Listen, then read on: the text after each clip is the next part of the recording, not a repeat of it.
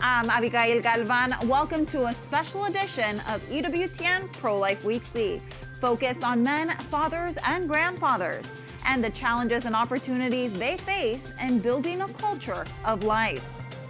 Hands-on experience. A Catholic school in Illinois offers men the opportunity to graduate school with zero college debt and the chance to start a family at an early age. Waking up the American dream. A Catholic influencer explains why young men should not give up on their future and the happiness that comes from raising a family.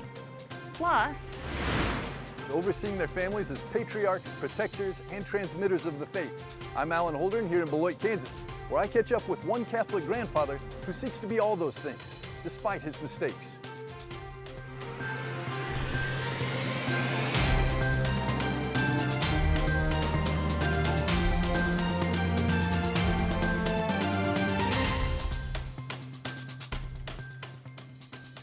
a main concern abortion-minded men often cite is whether they can provide for their unborn child. One often overlooked option is learning a trade and avoiding student debt.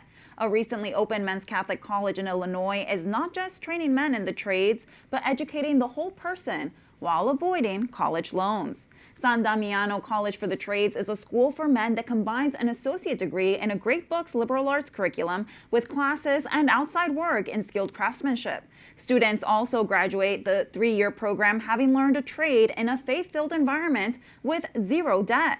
Their tuition and room and board is paid from outside work with local contractors and builders. The first class of San Damiano enrolled in 2025 and is set to graduate next year. For more, we turn to Kent Lasnoski, president of San Damiano College for the Trades in Springfield, Illinois. Kent, thank you so much for being with us today. To tell us, why did you start this school and why now? Well, the Holy Spirit has been moving people to answer the crisis of young men not knowing really what it means to be a man, how to provide for themselves and for a family, and how to live a life that integrates work with the pursuit of holiness. And we have an issue in higher education with debt and with useless degrees. And so there's all kinds of reasons for someone to do something. And the Spirit moved Bishop Paprocki of Springfield, Illinois to think up this plan and get this great mission going. That's great. Now, we mentioned the balance between Great Books classes and learning a trade, all while living and working in a Catholic environment. What does a typical day for a San Damiano student look like? So the first semester is a rigorous formation in how to be a Catholic man, right? You got to be a man before you can be a craftsman. So you wake up early, you get to a daily mass at 7 a.m., have breakfast, you're at classes and shop in the morning, you do midday prayer. In the afternoon, you're out working on a job site, remodeling a house. After that, you come back, have a nice dinner, you hang out with your friends, and then you go to adoration or Compline, which is chanted with the Norbertines here, and then hang out with your friends again, do some reading, get ready for the next day. It's a beautiful rhythm. That's incredible. What has the response been so far? Well, I can tell you we've just made it through our first academic year, and the students have been loving it. It's amazing to see the change in them from when they get here to the end of the academic year, just the way that they've become men of deeper prayer and piety, even than they were when they got here, more competent in the trades, ready to get out there and start working full time. The response has been amazing.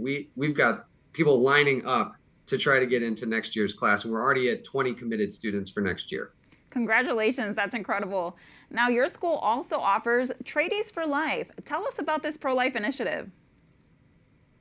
Yeah, so the students are involved with efforts to, work back against the culture of death in any way that they can. So we have been out to the state March for Life and prayer and pilgrimage and adoration and vigils and really taking this to God and taking it to our legislators to try to support the truest, fullest sense of pro-life movement. That's incredible. Now, broadening the scope of our conversation a little bit, we live in a time where men and masculinity are attacked or belittled. How does San Damiano teach authentic masculinity? Really, it starts with self-discipline. because you can't give what you don't have. And to be a man is to really bring forth life and bring forth flourishing and order in those around you, in the world around you. That happens principally as a father, right? You father forth a new generation of life, but it's not just making more living beings, it's helping them be ordered and cultivated and pruned and fertilized and shaped, right? But you can't do any of that if you haven't first disciplined yourself, right? So stage one is, hey, learn how to be a man who's his own master, right? And can cooperate with grace. Then learn how you can recover a tradition from a different trade. And then you have both your own morality and discipline and a skill that you can father forth into the wider world around you.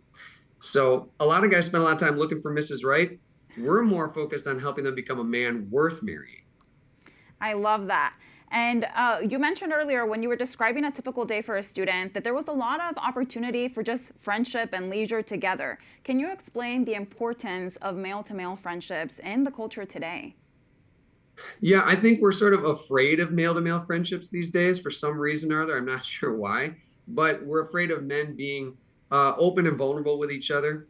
And I think what we really see with San Damiano is when men do difficult things together, that's where the best intimacy grows between them.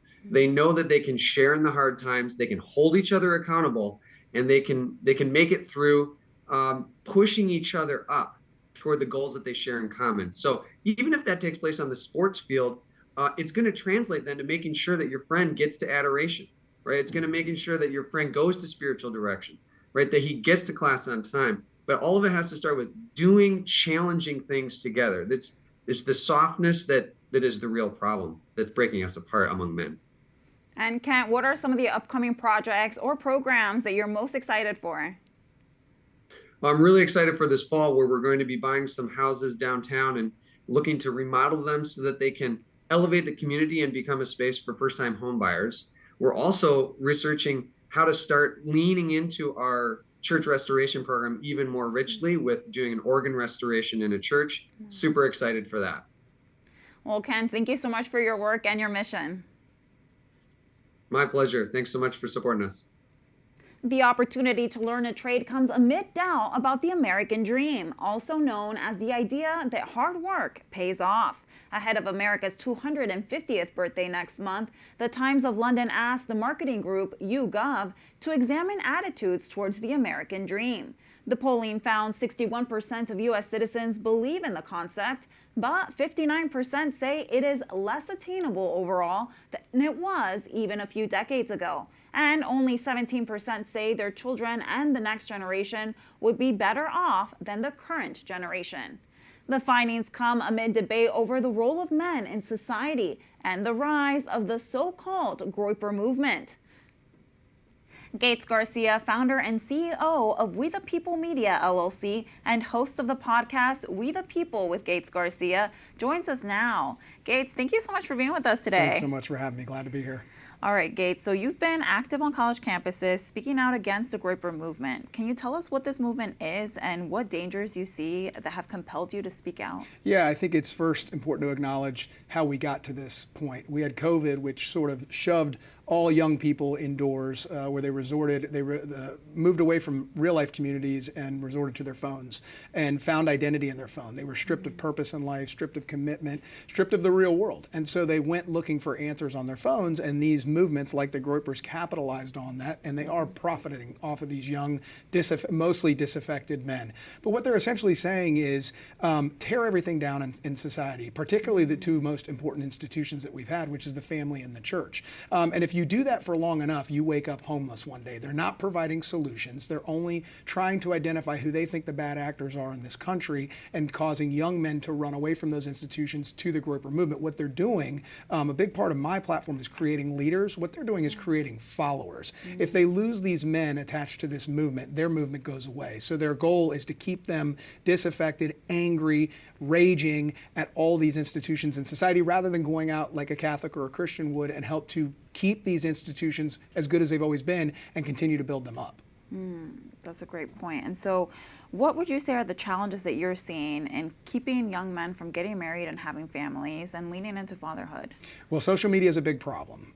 They're wrapping themselves up in other people's identities. When you go on social media, you're seeing the best version of someone else every time you go on that. And so it presents an unrealistic version of how their life is supposed to be lived. And then they're getting terrible messages through an algorithm that's feeding them. They're not actually going into the algorithm and looking for solutions for life. The algorithm is giving them answers to questions that they're not even asking. And then this Kuiper movement, the Manosphere, which there's a famous documentary on Netflix.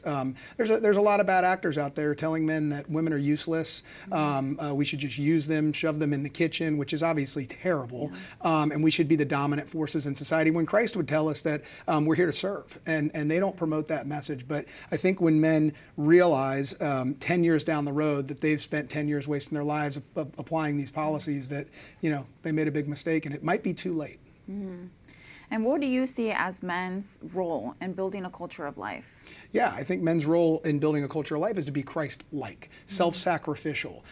We are put on this earth to serve one another. That goes for men and for women, not to dominate them. Christ washed feet. He wasn't this dominating figure that sometimes people say he is. I think a man's example is to be, a man's purpose is to be the example for what Christ looks like on the earth. We have the free will to operate and execute on Christ's plan for us. And if we do that, I think that men in this dating crisis will make themselves more attractive to women looking for a marriage partner if they take that route. Now, you're in the social media space. What kind of messages do you think men need to be hearing?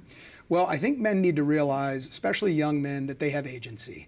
They've been told that all these forces in society are collectively joining forces against them to ruin their life. They can't get jobs, they can't get a relationship, they can't buy a home. There are challenges, particularly for Gen Z young people, particularly Gen Z men. But what I tell students on college campuses is there's been challenges for every generation. We've had a civil war, 2 world wars, we've had the civil rights movement. When I graduated college in 2008, I was trying to get a job in finance in the worst financial recession our country had had in 100 years. But I have agency over my life. I may not be able to control the outcomes, but I can control the inputs. And what young men are failing to do now is even put the inputs into the process. You can't get an outcome without any input. So men need to realize, what time do you wake up in the morning? Can you go to the gym? What meal did you put in your mouth? That's all agency. That's all decisions over their lives. And we have control of most of, if not all, the decisions in our lives. And if we put ourselves on the right path, Christ following, to make the right decisions, eventually the outcomes will materialize. That's great. Now, how much has the Kuiper movement and radical feminism damaged our cultural understanding of the family?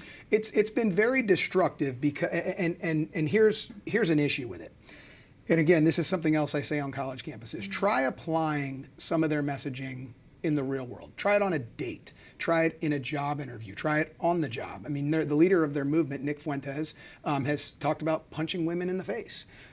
He's talked about the role of women. Women shouldn't have driver's licenses. Women shouldn't be able to vote. That's terribly destructive. But the silver lining is it doesn't work in the real world. Now, the bad news is some of these young men may go try to apply this in the real world, but they will find out very quickly that social media is not real life. And we need to help guide them off of social media into the good institutions in society like the church, help them form families and realize that there are better ways to live your life that will bring you more joy, more happiness, and put you on a path to heaven. Now, many like to argue that the American dream is dead. What would you say to these people? The American dream is alive and well. It is not dead. It's just not trending on TikTok. Talk to any small business owner. Talk to any mom who worked 2 jobs to put her children through college. Like I said, I'll go back to me speaking on college campuses. I go onto these college campuses, some of the wokest, most liberal college campuses in the country, and we talk about open conservative values. There are many countries in this world where you can't do that. The American dream doesn't mean you get your first job after your first interview and you're on a career path for the rest of your life and you wake up one day a millionaire. It means that you have the ability to exercise your judgment and the value you bring to society and apply it to our culture to put you on a path to succeed. The American dream is about opportunity, not necessarily about the end result. But we know if you apply the right values to the right opportunities, you will achieve the American dream. And it's very alive and very well. It's always been under threat. But we're about to celebrate 250 years, which is not a common thing among nations. And I'm looking forward to the next 250. So in that vein of thought, what's your hope for America as we celebrate this 250th anniversary? My hope for America is that we go backwards. Now that sounds a little counterintuitive. My favorite period of history is the founding. And I think we can gain so much wisdom from the founding. The Constitution often comes up in this country. The Constitution was not designed to get people to agree. It was designed for a divided people. But we have 250-year-old documents that got us this far. These were brilliantly crafted by the founders. We were not a perfect founding. We were a principled founding. And all the evils and all the black eyes that we've had over the last 250 years, we've applied the Constitution, we've applied the rule of law, we've tried to apply separation of powers, and that's gotten us here. I hope people can go back and study the American founding like never before and revitalize those attitudes and ideals for the next few years. Yeah. Well, Gates, thank you so much for being here with us today and for just offering your clarity of thought to the public discourse. Thanks for having me, Abby. The Trump administration's Assistant Secretary for Health has a long background in dealing with male patients and the well-being of men. Admiral Brian Christine also is a practicing Catholic, and he recently told us how he combines the two in his work for the White House. Admiral Brian, thank you so much for being with us today. Yes. I wanted to ask you, you focus on men's health.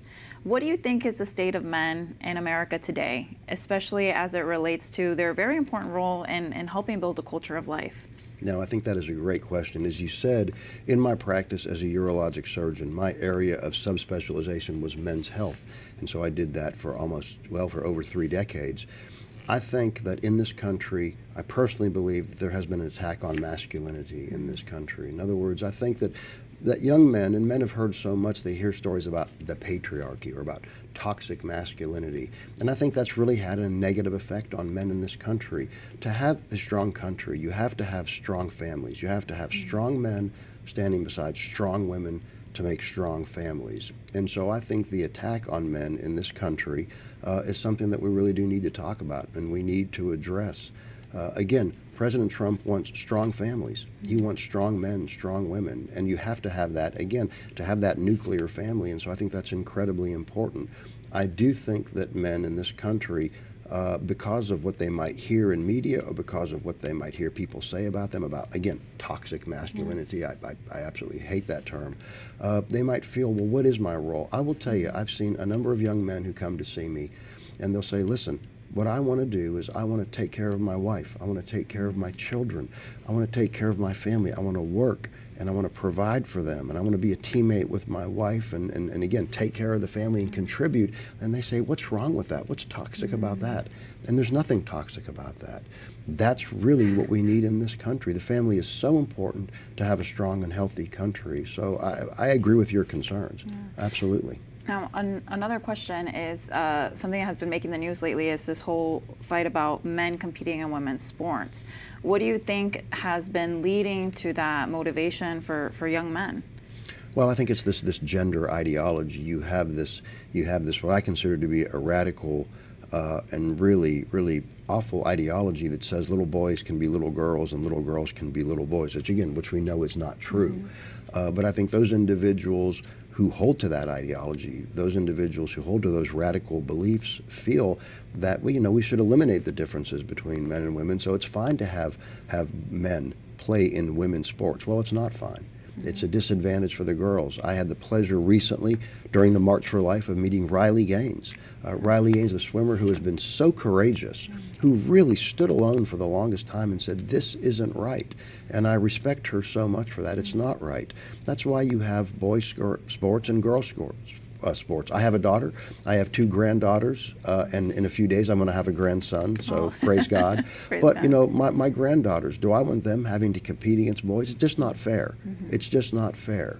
Little boys are little boys. Little girls are little girls. We can't ever forget that. We can't ever buy into the lie that is not true. Now, you mentioned that the Trump administration has been strong in building strong families, which are a critical cornerstone of a culture for life. How do you see HHS's role in helping promote that? Well, I think that making sure that we take care of our men, have good, health efforts for men, just like we do for women. I am particularly interested in that. As I said, as a men's health practitioner, I think we need to never back away from our efforts to advance women's health. Never back away from that. But we do need to advance a men's health agenda, and I'm hoping that's something that we can do as time goes on. Again, in parallel with women's health agendas, not taking away from women, but simply helping men who need help, men who need guidance, to help them with their health care as well. Oh, Admiral Brian, thank you so much for being with us today. Absolutely. Thank you again. Coming up, it never gets old. A closer look at faith-based initiatives for grandfathers.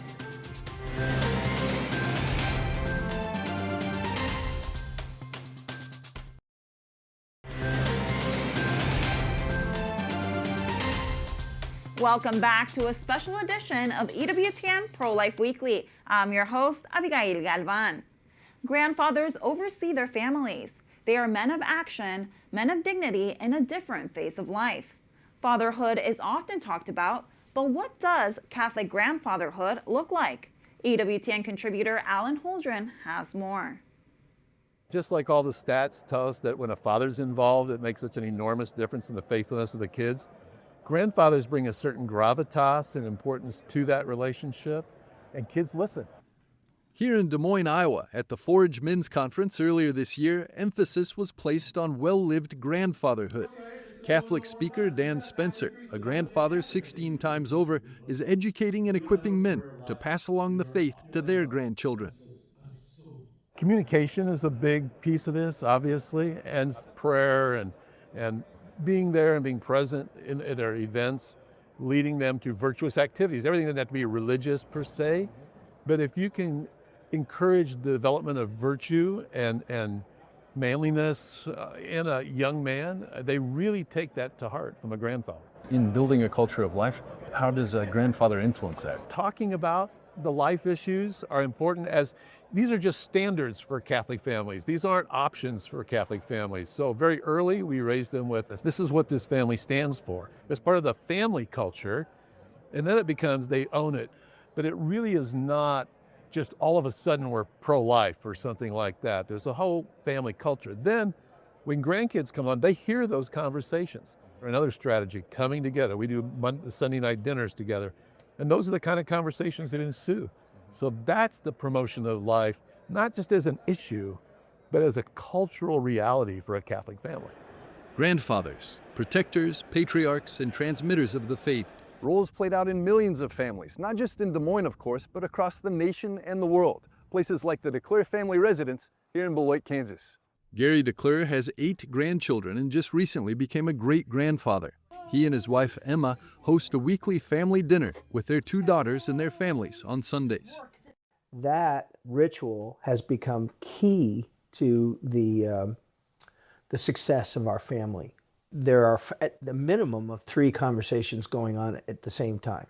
And it's nothing but bedlam, but there's a lot of information going on, and the kids really would miss it. If there was something that came up that would conflict with family dinner, we would find another place to have it.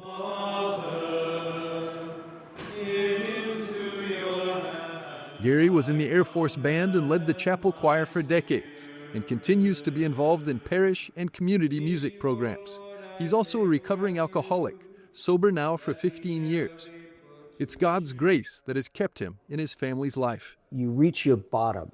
You reach a point where you know there's nothing more you can do. And that's when you finally give it over to God. And God's been waiting all this time for you to come to that conclusion. I did most of my drinking at home, but I did plenty of damage. And so my bottom was they were going to keep me from my grandchildren. And the loss of my grandchildren, the loss of my relationship with my wife and my daughters was too much. I want them to have the best life they can possibly have. I want them to benefit from all the things I've done right and not be affected by all the things I've done wrong. However, sometimes we are most effective being an example of what not to do. What do you want your legacy to be? How do you want your children, grandchildren to remember you? Been married 50 years to my wife, and that's all because of her patience. There's nothing I did. I want them to remember that I was faithful to her. I was faithful to the church. I was as faithful as I could be to God as often as I could be, and that I loved them unconditionally, that they knew every day when they woke up there was never a question if Grandpa loved them. And that's the best I can do. And that's the role of grandfathers, ensuring that those who follow their lead understand what's most important in life.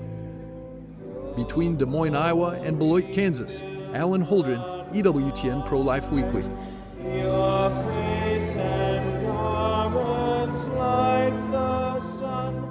That does it for this special edition of EWTN Pro-Life Weekly. Be sure to like and follow us on our social media channels. You can find us at EWTN Pro-Life on X, Facebook, and Instagram. And sign up for our newsletter, The Pro-Life Pulse, EWTNnews.com/pro-life. Remember, life is a gift. Your life is a gift. God bless.